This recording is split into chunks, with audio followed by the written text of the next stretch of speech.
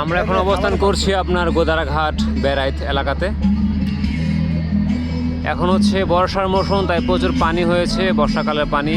আর এখানকার একটা বাড়তি আকর্ষণ আছে, ঠিক সেই আকর্ষণের আওয়াজে কথা বলতে পারছি না।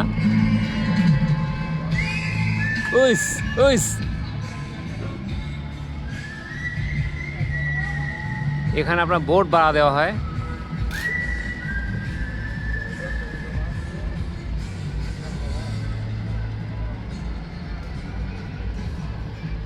বেশ ভালো আনন্দ হয় প্রত্যেকটি বোটে।